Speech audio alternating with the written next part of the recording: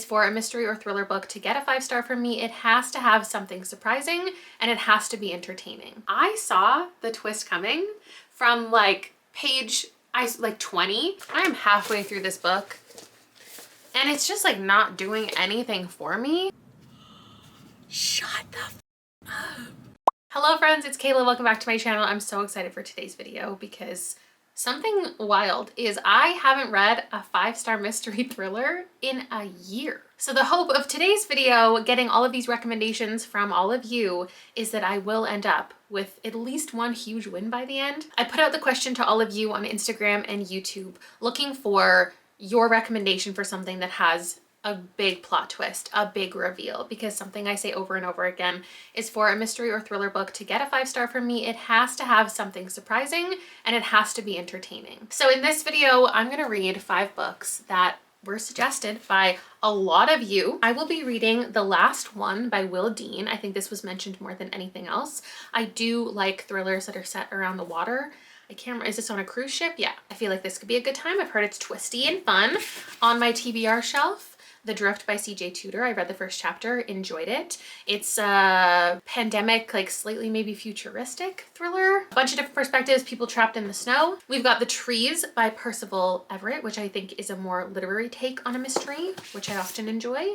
I have None of This Is True by Lisa Jewell, which is the one I am most apprehensive of, and the one that I need to go pick up at some point this week because I thought the library hold would come in on time, but it didn't, is Kill for Me, Kill for You by Steve Kavanaugh. And I just want to be surprised. I want something to pull the rug out from under me. I want to be able to put this on a list of like best plot twists. At the end, I will do like a chart ranking of some of my favorites and where I would place. Maybe I'll actually create a rating system out of 5 for each of these books so I can give my opinion on if the twist was twisting. I have a preference for thrillers that layer multiple twists because then there's no way to guess them all. And since a lot of the recommendations that came in are actually books that I've already read and loved, I'll also list at the end my top recommendations for the biggest twists. I'm going to read all of these and try not to pause and think and theorize and just be along for the ride with the hopes that I will be surprised at the end. So I'll check in with you as soon as I start reading something.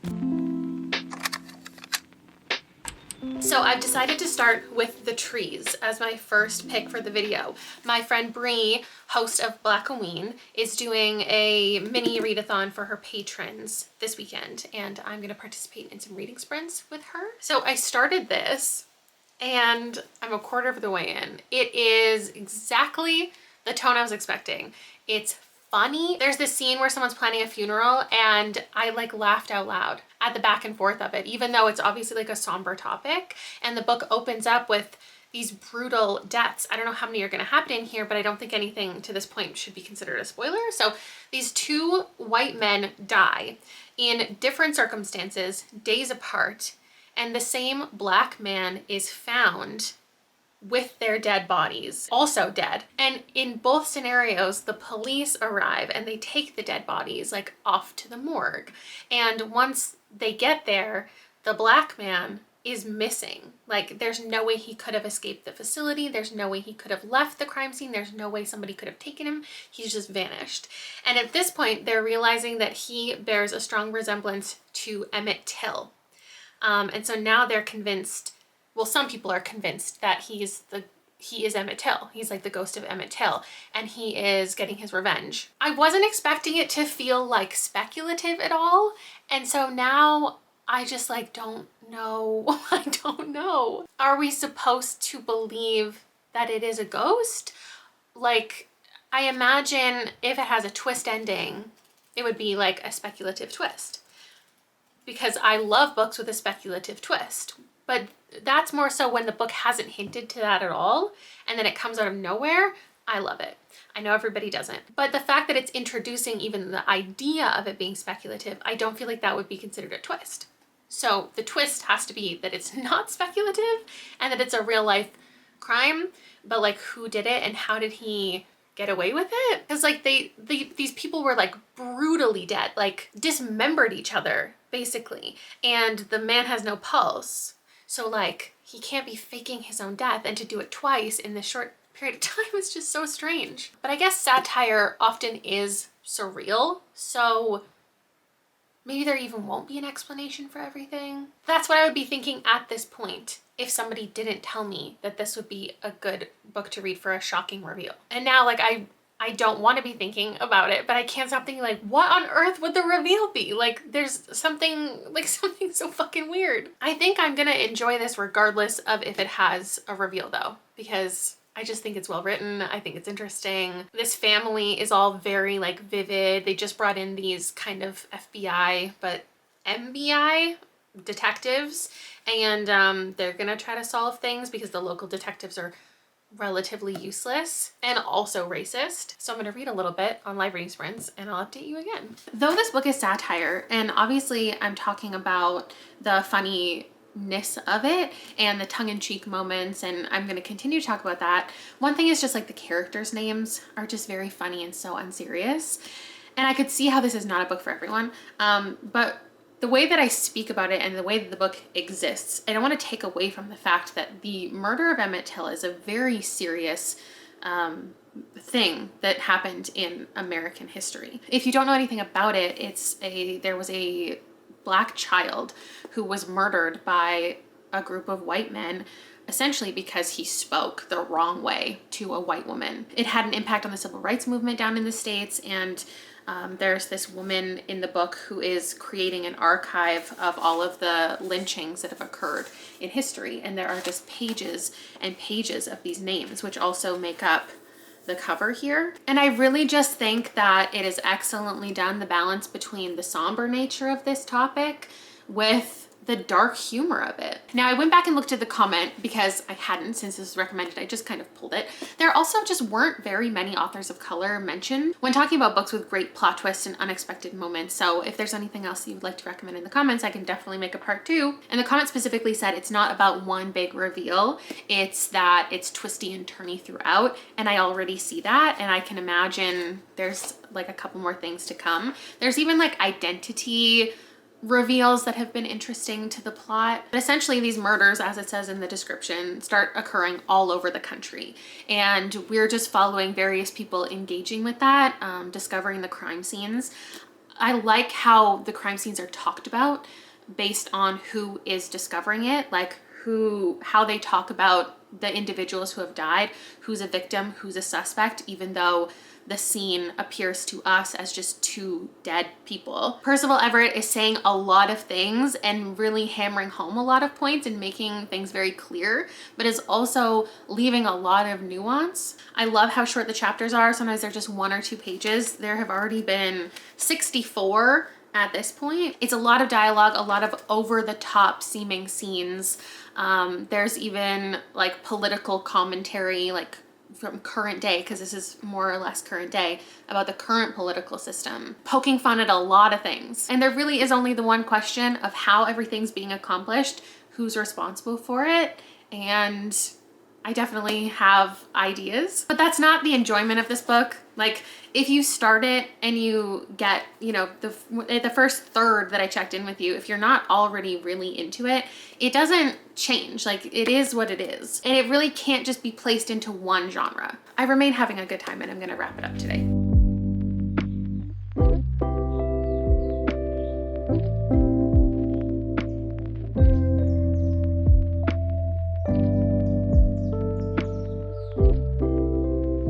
I came to the beach to finish my book. Hopefully you can hear me. I think the story ultimately was about a lot of things, but I liked the commentary on power and privilege. There's a lot of repetition in here, which is something that I've noticed a lot of satirical books that I read have. And for some, it might feel monotonous.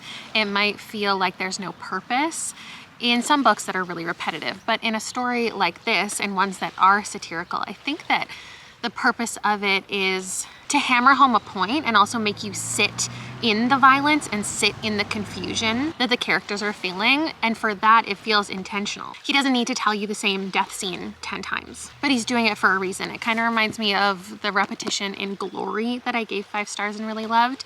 The telling of the story is just as important as the story, in my opinion. There's something to be said about revenge and rage and change, and for that I think the book is really self-aware in that there's a character who talks directly about outrage and what it can be turned into. And I think this book is an example of that itself. Like, what is your goal? What are you creating out of this rage? What are you affecting with this like wacky take on people's collective anger? I don't know my rating. I don't want to, sorry, there's a plane. I don't want to commit to my rating because I don't want to have to take it back.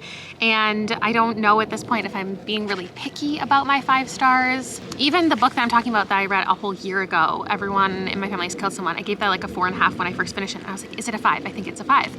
And so I think I need to reread it honestly before committing to an official rating. As far as my rating for twists and turns, like, yeah, there were reveals. I think when starting the book, you can't see all of them coming, and it did accomplish that. They were more interesting than shocking. I think the ending is also gonna bother people, but I thought it was perfect because it's so real. The fact that it just ends is intentional. Like, even if you don't love everything this book is doing, I think that you can say it accomplished everything it set out to do. I think it's the exact book it wanted to be, and while I know I kicked off the video with not like the maybe expected kind of story of a suspense novel, a domestic story where there are all of these twists and turns, this wasn't that, but I'm glad that I started here to begin the gauge of what types of books can shock and surprise. I'm giving it like a middle, I don't know if I need to start assigning stars, maybe like a 2.5, but like that's not what's the most important thing about this one. While I think there will be books in this video that do rely on the shock factor to be good. So I finished my first book in the trees, and I'm starting my second book on the water, as is where this is set.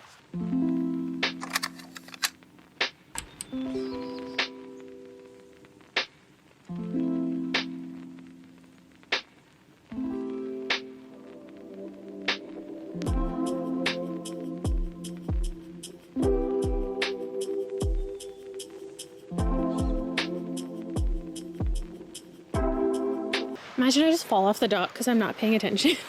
I am safely on a lake while this woman is on the ocean. So the last one by Will Dean is about this woman who wakes up and she's taken a cruise with her boyfriend and all of these passengers, and then she wakes up and she's the only one there. And I don't know what is to come of that. Like, that type of story sounds like it's gonna be a dream. Like, is that a good twist these days when you find out it was all a dream in the end? I guess if you haven't read that type of twist in a long time, I mean, if there's any twist you haven't read in a long time, you could call it a good twist if it catches you off guard because it's not overdone. Maybe at some point in history, that story has been overdone, but not currently. Okay, I am too nervous that my sound quality is terrible outside, so I'm gonna update you in here now that I'm leaving. I have to go pick up Liam from school to take him to an orthodontist appointment. So I just got the first 44 pages in, and I wanna talk about my theories. And I feel like that's okay to do in a non-spoiler video because I'm not gonna confirm if they're right or wrong, but you will know if you've read the book. And then I am gonna do a spoiler discussion for channel members. Like, any of these books that I feel like do something crazy that I really want to talk about, there will be a spin-off video with just a couple extra clips. I think the first idea that someone might have in this type of scenario, when there's just one character and they're alone, is purgatory. And I just don't think that that's what it's going to be, because I don't get the feeling this is going to be speculative at all. But purgatory comes to mind. When somebody is alone with no explanation, it's like they're stuck between like life and death. They need to prove something, they need to accomplish something before they can move on. My other thought, if this was a speculative book and I was getting that feeling, was like time travel, because maybe the boat exists and she like got stuck in a time loop.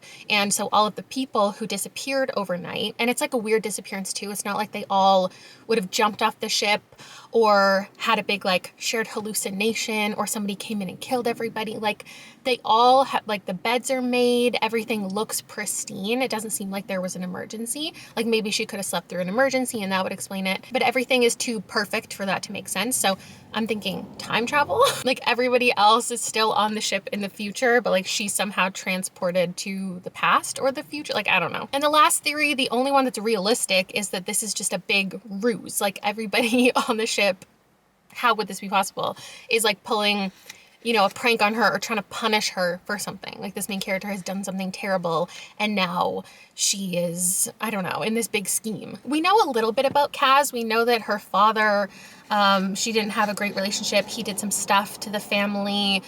We know that she doesn't want to go near the casino because her father was a gambler. So there's something in her past that like maybe, I don't know, someone's trying to punish her for something. There were great descriptions of food and the boat in those first 40 chapters. She essentially like just woke up recently, and there was a good amount of chapters of build up. Her and her boyfriend taking this trip, why she went on it. And now she has woken up and she's looking around the ship and she's trying to figure out where everybody is. She has looked everywhere and she's trying to like stop the boat or contact somebody. She's touching all of the things and she's trying to contact people. She's trying to like think of all the scenarios that could be happening to her. And it's really unfortunate that the synopsis is so brief, because there's even a couple of things that I want to talk about that have happened in this very short amount of pages that I feel like I can't, because it just says she walks out into the corridor, all the cabin doors are open. To her horror, she soon realizes the ship is completely empty, no passengers, no crew, nobody but her.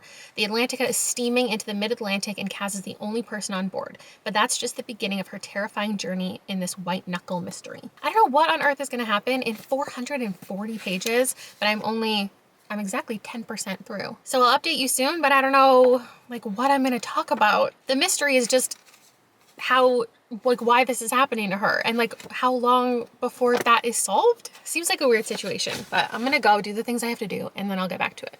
Hello, welcome to the orthodontist parking lot. What a fun time we're all having. I am a quarter of the way through this book, 125 pages in, and I'm just trying to figure out what on earth we're gonna do for 300 more pages. Like, is she just going to be wandering around this ship trying to survive for 300 more pages? Like, how is the book this long? I don't know how the book is this long.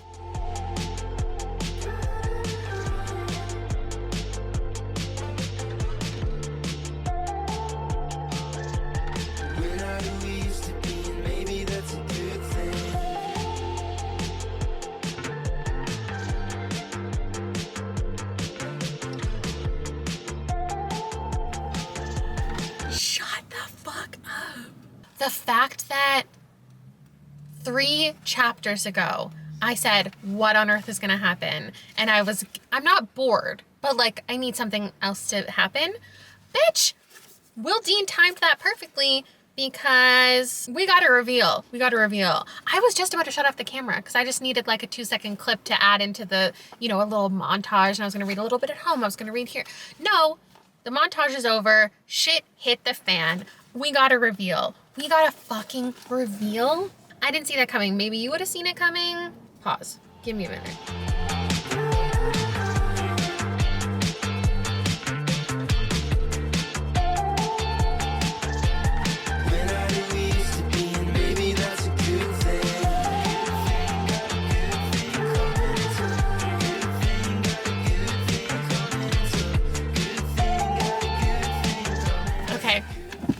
I like what's happening. Oh my God. Okay. I don't want to spoil this book for anybody. Okay. I'm going to in the spoilery vlog, right? But I'm going to tell you, if you're even slightly considering reading this, just get to chapter 30. Just commit to like the first 130 pages. And if you don't like it from there and you want to be spoiled from there, come back. But like, I don't want this to be ruined for anybody because I didn't expect that to be a reveal, and it happening so soon means there's like probably so much to come from here. I have no idea how to update you about this book. Like, it's so confusing. I need to, not the book, my attempt at explaining it. Like, I'm gonna have to read some other people's reviews to even see what the heck they talk about. You saw me struggle earlier. Just after the first 40 pages, there's things I can't talk about. After the first 140, I can't talk about a single thing. I don't know that I've ever read a mystery like this that leaves so much unsaid. So I guess what I'll tell you is 2/3 of the way in, something wild just happened. I have a theory. The survival element of this is definitely interesting, but isn't like the number one. No, it is. Like, it is a survival book. I feel like I can also tell you, should I? I don't know. There's like doggy daycare on the cruise ship and people have left their dogs behind. And I'm worried about like any plot lines that are going to include these dogs because I feel like they're going to come up because they have been mentioned multiple times. And I feel like if this was reality, because we are days into the situation and there has been, because of like the technology of the cruise ship, very little access to anywhere that involves food. And because the dogs are like still being taken care of, which makes it sound like a sweet, wholesome kind of book. That's not what it is. But the dogs are still being fed, and I just feel like once there's the decision to eat some of the dog food, that should have happened way earlier. Like, wouldn't that have happened way earlier if you're like starving? What I will say is this is more of an active current day thriller than I thought it would be. I thought maybe there would be a mix. Like, I didn't know what this was going into it, right? So I thought there would be a mix of current day stuff, but a lot of like background information, revealing of her past, and kind of like, what am I thinking of? Something like Gerald's Game, that's like, because someone is in a survival state, they're having a lot of kind of hallucinations, or a lot of memories are coming up, and we're reliving all of these mysteries, like, and everything's gonna come to light, and then everything like is gonna come to a head. That is not what this book is. It is active and it is wild, and I'm having such a good time. I finished this book. I finished this book. I just finished filming a spoiler rant about the ending because I did not like the ending. I would have preferred it to wrap up in a different way, but whatever, I'm just trying to go along with the gimmick and just be okay with it. I think it's crazy that we spend 430 pages with Kaz, and we don't really know her that well. We don't dive into the background stuff. Even after I realized that's not the story it was trying to be, that doesn't mean I didn't want it. And I think that there are things that happen at the end that don't really fit character-wise with things we have come to understand about various people. There was a lot of explanation, like a lot of pages were spent with Will Dean being like, you're not allowed to question me about anything that I wrote in here because I'm going to give you an answer to every single question that you had. And then it also had just like a couple page, not an epilogue. If it was an epilogue, I could have skipped it or pretended it wasn't real. But it was a full chapter, like a proper chapter, that ends this book in a very stupid way, in a way that makes me like viscerally annoyed, because I think it's too stupid even for how stupid this book is. I was entertained. I was surprised. My big one theory absolutely came true, not in the way that I was expecting.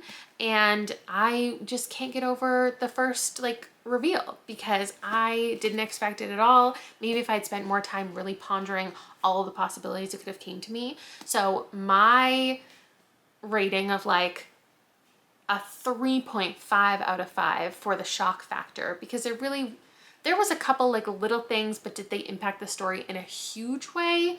No. But that first initial one was so good that for me, I'm giving it that, but I don't think for the general public, like everybody would give the, you know how there are some books where you know that the shock is it's gonna pull it off for everybody. I don't think that's true for this one. For the most part, I liked how almost all of this book went down. I think that it was wild and also fun. I really need to have more of a good time in my thrillers like this. So I am giving it a 4.5. It was very good, but this was not a 5.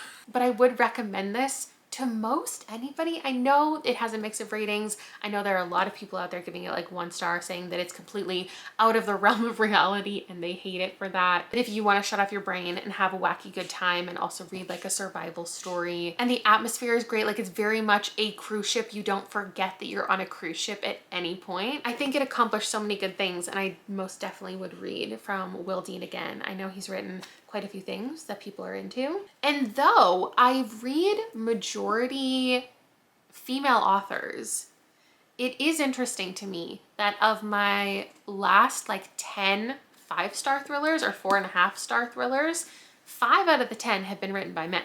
Just something interesting to note about my reading. And I will talk to you tomorrow about something else. Today is all about None of This Is True by Lisa Jewell. Now, my history with this author is I have read 2 or 3 books that I did not like from her. I just didn't understand the hype. Everyone's talking about how they have these great reveals, and I saw them coming from very early on. Plus, I did not find them particularly entertaining. Then I read one because it was recommended to me so much, The Night She Disappeared, and I gave that a 4.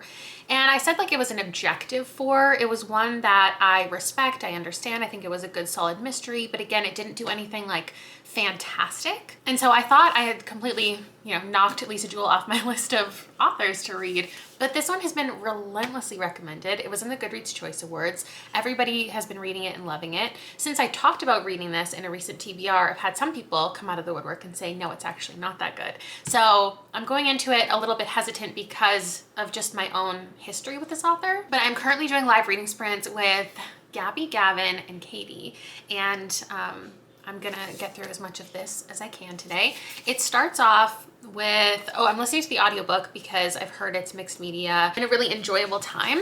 And there's a podcast element in here. So we have these 2 women who are birthday twins, and they both are like 45 and seem to be in not great relationships.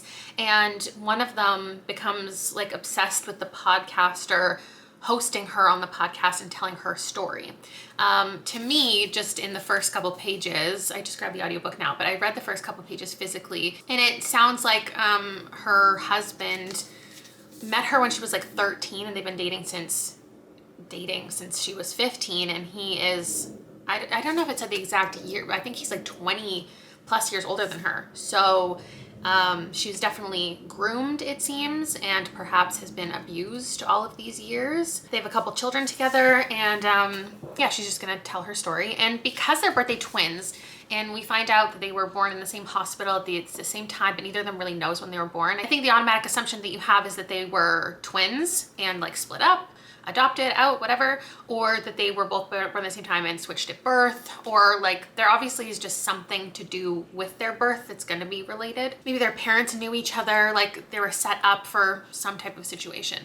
And the podcaster has a really like good life going on, but her husband is like drinking a lot, and he doesn't seem to be the most engaged with her, and she maybe wants to end that relationship. So it seems like the story is going to be these 2 women, finding what they want out of life and starting new paths for themselves, and also finding out these secrets about each other. Let me get like 100 pages in, and then I'll let you know what I'm thinking. Oh, and also, I know that it was just in my most recent goals where I said I'm only supposed to listen to audiobooks when I'm doing something.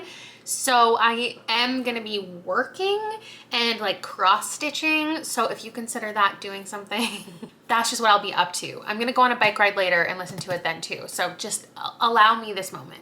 All right, so the story is no doubt engaging. I got to the 100-page mark. I'm definitely uncomfortable reading about this woman's experience with this much older man. She was 15, he was 40, what did it say? 42. And she's talking about how she had so much power as a teenager and how she misses that feeling of being able to control and manipulate men. And like, she's acknowledging that this is an unhealthy dynamic and that maybe she was being groomed, but it like just is making me feel so sick. Like I really, not that anybody wants to be reading about pedophilia, but I really hate books that talk about, there are so many books that get recommended to me all the time because I understand that they are good like retribution stories for these people and what happened to them as children.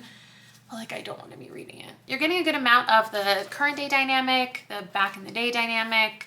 Podcast is good. It's all interesting. I feel like if one of these women is manipulating the other, because like it just can't be a cut and dry story where they're both just like friendly and making this podcast. Like something has to be going on behind the scenes, and I can't imagine Alex being like the villain of the story, so I imagine it's going to be Josie, and like Josie's manipulating her in some way. I have absolutely no context for that.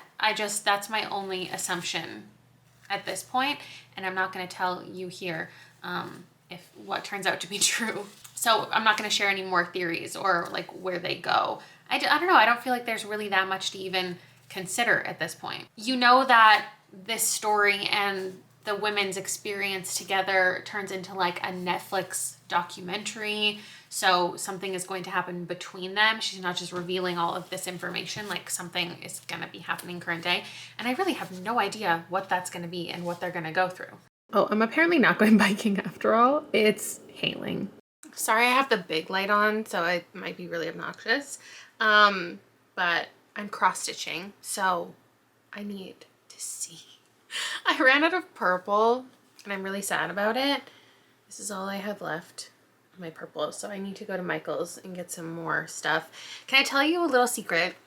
When I do my craft videos, I feel like I get really organized, and I like to think that that's a me trait, but I think that's a me on the internet trait. Like, I do try harder to keep things like nice and tidy because I know that I'm going to be showing people what I'm doing. When I'm just doing it on my own, this is what real life looks like. This is crazy. Like, if you, oh my God, if you're a cross stitcher, you know that this is not okay. Like, this is, but I will just dig in here, like grubby little hands, and I'll just like find what I need. And the back is horrendous. Like, this is nasty. Anyway, I am halfway through this book and it's just like not doing anything for me, but halfway through, perhaps Lisa Jewell knows that she's given us enough and now things are gonna start to go off the rails. I just need some current day action because I don't even feel like this is a mystery at this point. Sure, there are a couple vague implications. I think the biggest mystery is just what happened between these women. But like, since that's only been foreshadowing, we're not in it. Like, we're not even after the fact. It's just like glimpses into the future. Oh my God, does that make any sense? Like, the only thing that I'm waiting for is to find out what the book is about. And that just seems like a silly reading situation to be in. If we want to unpack the title, I think hopefully it's going to mean something more at the end. But right now, I think the question is Josie telling the truth? The concept of her being on this podcast is because she has this big story to tell. And the question from various people in the book is the story true? And I think us as the reader are supposed to wonder that too, I guess. But like, we're not even really getting the story. Like, there really hasn't been that much even told to us about Josie's story. So I am bored. I am absolutely bored 190 pages in. But I know that things are going to happen.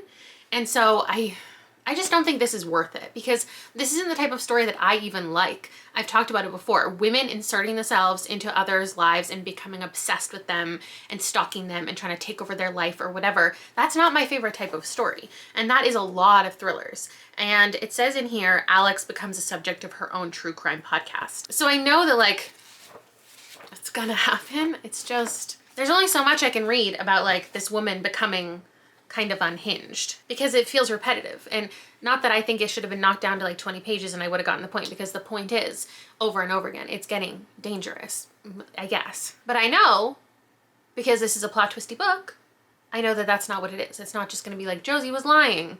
None of her story was true. Like, there is something else and I want to know. So I'm going to keep reading.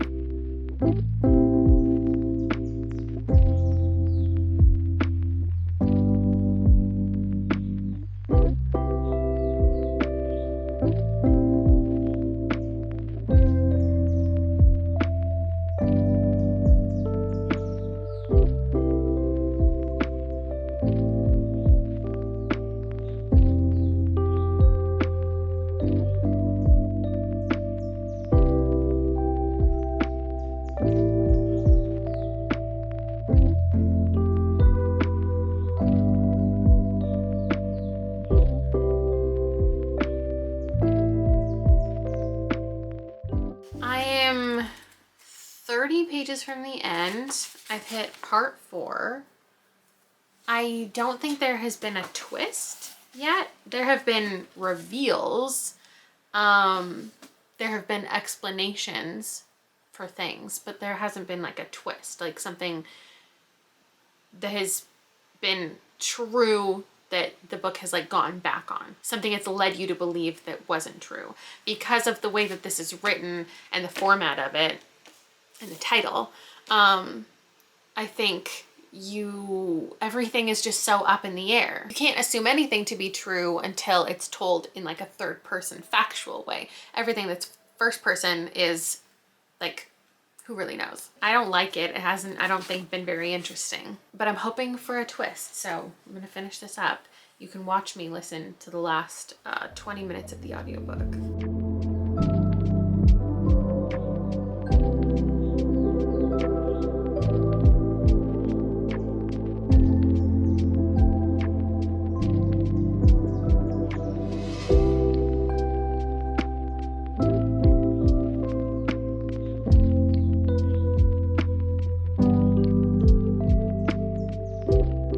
Oh man, I don't know what to rate this. I just don't think there was anything interesting about it. I wasn't interested in this story. It was dragging so much. Once the action took place, it didn't turn into like a thriller book. It was still a mystery because all of the action was told like after the fact, like here's what occurred. There was never any tension. I don't think this book has twists. There might be one tiny one in the final chapter, but not one that really matters. I'm putting this one pretty low. I can't even put this down to talk to you.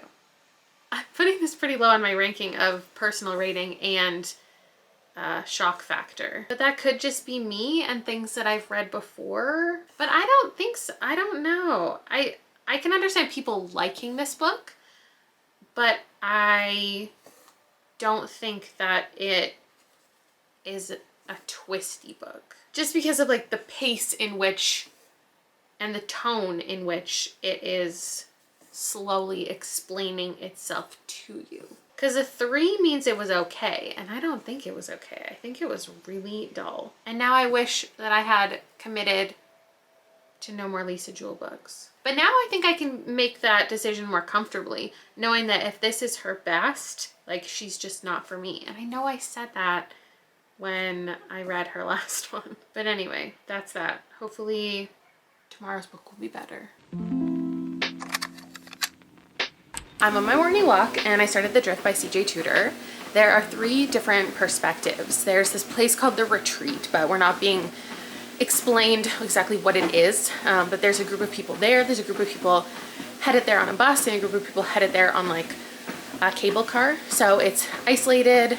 It's kind of locked door mystery in the snow, 3 different situations all going on. And I feel like at this point, I'm like 10% in now, I understand what The Retreat is, and it's like pandemic focused. The book is like, you already know that going in, but it's not our current pandemic. It's like this other situation where people are infected and we're coming to understand why they're headed to the retreat and what's going on at the retreat. And that in itself is like an interesting reveal already. CJ Tudor writes like a mix of mystery thriller, but they always have this horror element. And since this is kind of apocalyptic too, I'm definitely intrigued. It's fast paced, it's interesting. People have said there's a clever ending, and I just can't wait to know like how it's all connected. Hello. Oh. Hi. Hey. I've been in a septic tank all day. And now you're sitting in my vehicle? So he got me nice clean clothes, clean shoes. I'm tired. I was digging for like 3.5 hours and jackhammering. Oh, are you excited? I took a rock right to the lip, jackhammering, and I was bleeding everywhere. What? Is it still cracked? No, Oh, I don't see anything. Hurts. Hit me in the lip. It went down. This is not how I was planning on updating the vlog. You'll be happy I bought chairs on the way with nice. Lumbar support. That is necessary for my age. Right? Yeah. Forgive me if I'm wrong, but I think I have given CJ Tudor a 4-star every time I've read her books. I don't see how this is going to be any different. There's nothing I can really tell you about it. It's a lot of action. There's still the 3 different storylines. There's a lot of descriptive death that I think leans into more horror territory. So I think all of her books kind of do that. I don't have too many questions except the main question of why all these people, like how everything's connected. And I have like an hour left of the audiobook. So I do have, you can't see it, my bike on the back. We are at Liam's baseball practice and he's here for 2 hours. So I'm gonna go for an hour bike ride and then I'm gonna sit and watch him hit balls for an hour. What are you up to? I'm just gonna go watch. We could swap out with the bike. I'm good. My legs are so tired. I'm so tired.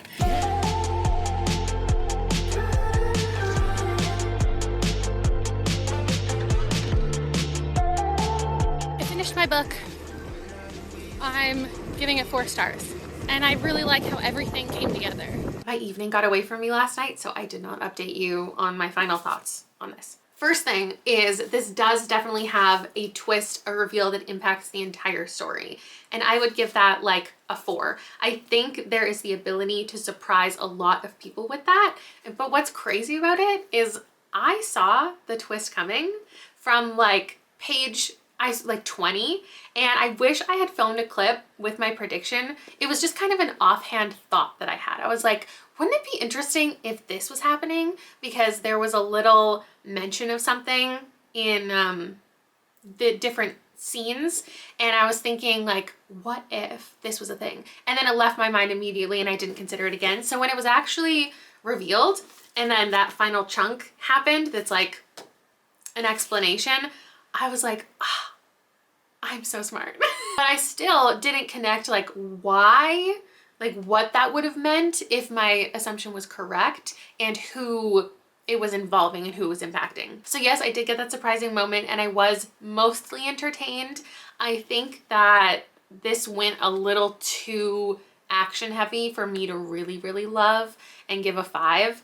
It was just like so much aggression, like just guns and shooting and anger and just like so much fast-paced busyness for such a solid chunk of this book. And I think a lot of people will like that. I think that the pace was great because you had action the entire time, you had deaths occurring constantly, and then it went off the rails and was just like a bloodbath. And I just don't think that that's a spoiler because there are so many characters. I don't know, like 20 different characters, because each scenario that's happening, there's a whole group of people experiencing it. I don't think it was hard to keep track of everybody, but it also didn't matter the most remembering every single person and what they looked like and who they were, because each time you went into each different like scene that was happening, the action mattered more than the characters did. This is definitely accurate at the back. It is a mystery, thriller, and horror all in one. I think CJ Tudor does a great job of mixing all of those things.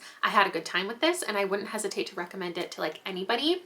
Read it in the winter though. I think if you're surrounded by snow and have this snowy atmosphere going on, it would be an even better experience. It would feel so chilling. I am giving it a 4, and now I'm moving on to my final book, which I did forget to purchase.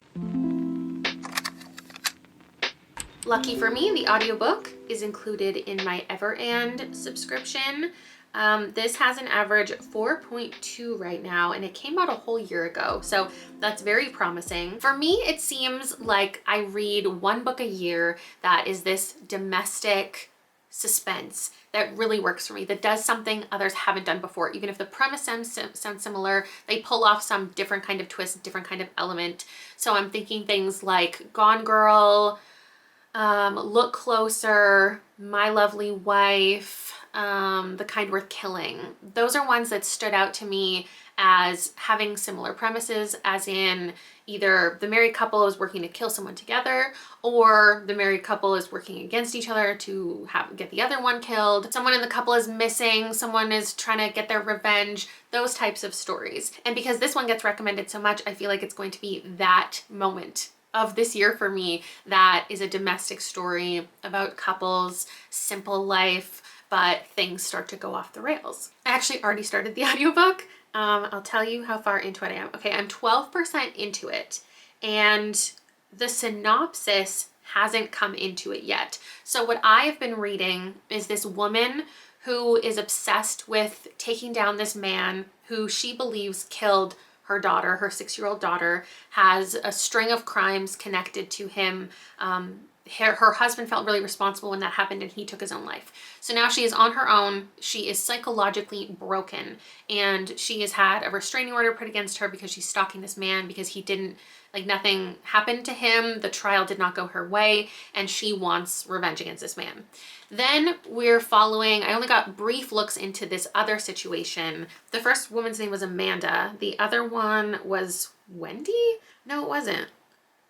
Okay, yeah, okay, it was Ruth. Oh gosh, there's 3 women in here. So Ruth, what I was reading, was home alone one night and somebody like broke into her house, and now she woke up in the hospital and has no memories. Her husband was going out for the night and this man showed up and like did something to her. That's what I know. The synopsis says Amanda and Wendy are strangers who meet by chance, and they're gonna come up with the plan, kill for me, I'll kill for you. So I know who Amanda is trying to take out. But I haven't met Wendy yet. I don't know who that's gonna happen to. And then it says, in another part of the city, Ruth is home alone. The house gets invaded. Will she ever be able to feel safe again? So there's something connecting him. It would be too easy to assume that the man who broke into her house is the same man who killed the 6-year-old. But this man could also be like, well, maybe Amanda's husband never really died and it's him. Or it could be Wendy, who I don't know, somebody related to her. So something is happening and all of these women are going to accomplish something. The audiobook is fine. It's not doing anything extremely special. If I had the physical book, I would be reading that. So I don't know, maybe I'll get like halfway through and then pick up the book, or I'll just film myself sitting here listening to the book, hoping that I get the plot twist and my reaction on camera, because I think that would be fun since that didn't happen for the other book. I'm keeping myself busy while listening to the audiobook by taking pictures of bookmarks. If you want to check them out, the Etsy link is in the description. But I find it interesting that the detective, there's no detective mentioned in the synopsis. Both of these criminal cases, the same detective, Pharaoh, is handling them both and dealing with both of these women. There have even been scenes with just him and not the cases. So it feels like more of a police procedural. And in those cases, that person would be like the focus of the book, the main character, the hero, and therefore would be in the synopsis. The fact that he's in it this much, and yeah, like I'm barely into the book, but the fact that he is in it this much makes me think he's like the villain. And we're gonna find out that he's the villain. He's obviously gonna have something to do with things, like maybe he takes things too far, maybe he does solve the crime, but for me, because there are also so many thriller books where like the police are corrupt and terrible, I'm assuming that that's going to be the answer. But of course, like I said, I'm just getting into it. There could be so many more characters that we meet along the way that I become suspect of. And I'm also not going to tell you if I was right or wrong, but that is my current and only theory. I am 60% of the way through the audiobook. And at this point, I need to make the decision if I want to buy it while we're out, because we're going to renew our passports today. So we have passport photos. And I don't think I'm going to, because I believe at 60% of the way through the book, I have figured everything out.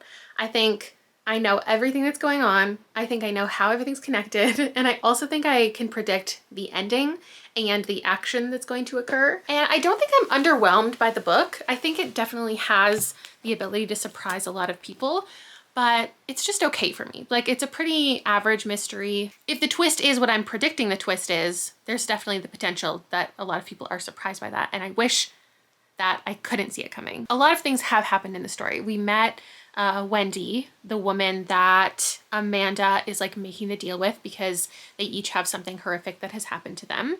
And then we're following Ruth, her coping with what happened to her and trying to track down this blue-eyed man. And the detectives are supporting her through that, but her and her husband also kind of want to take things into their own hands and track down this person. So the story is a lot about revenge. And also there are various secrets that people are keeping in each other's lives. So there's a lot of like visiting the scene of crimes and digging through various things and trying to find evidence of who people are versus who they say they are. Amanda and Wendy meet at this like group therapy thing that I think I told you about. And there's also like the therapist, and his whole thing was nobody knows your identity when you join. It's anonymous because everybody's trauma is so personal and also is all over the news. So if you knew the truth about somebody, you could go Google them, and that just takes away from the safe environment of it all. And so that's why it's easy for these women to make this deal with each other, because they don't even really know who each other are. But is that a good thing or a bad thing? I think it's been a really good balance of thriller and mystery, because there's a lot of like breaking into places and sneaking around and kind of tense moments. And I feel like at the end, I'm still going to recommend it, but we're going to go out now and I'll finish the rest when I get home, and I'll tell you if there was anything that surprised me, like maybe hopefully one thing I haven't like figured out, but there's 4 things right now, I think, that I'm assuming are about to happen. This is my first day wearing Birkenstocks all year, and I'm very excited about it. I just remembered they make you like tuck your hair behind your ears when you take your passport photo. And like, my ears don't stick out, but if I stick all of my fucking hair behind it, it does. And I look silly. Are you allowed to have your hair up? I can't remember. Also, my last passport photo, I looked angry. I'm gonna try really hard to have a straight face, but still make it look like I'm enjoying my life.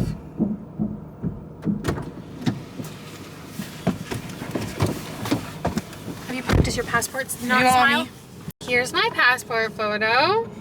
I do look angry. Rob's forehead was too shiny in his, so they had to bring over someone to hold something above his head. He also looks a little angry. And here's sweet baby Liam's. Let's see. Do you approve? Now I'm going home. Oh, we got a backpack. Show them the backpack. It's a cooler. So at baseball all season, we can have snacks. Ooh, oh yeah. Oh wow, thanks for the tour. Definitely not big enough, but.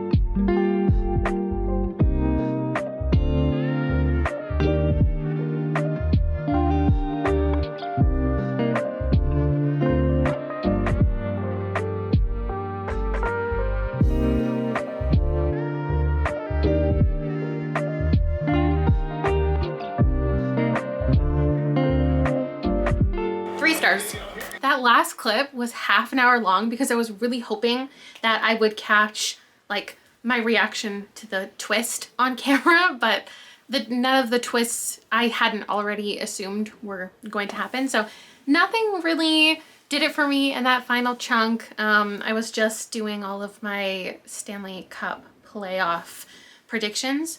I was cutting out and making a board so the three of us can place our bets. If you're interested in mine, I am committed to the fact that all of the Canadian teams are gonna make it past the first round. A bunch is gonna happen, and then I think the final is gonna be between the Stars and the Rangers, with the Stars taking it. This is what the boys have assumed and how all of our brackets compare. Let me know if you're watching this season. What do you think is gonna happen?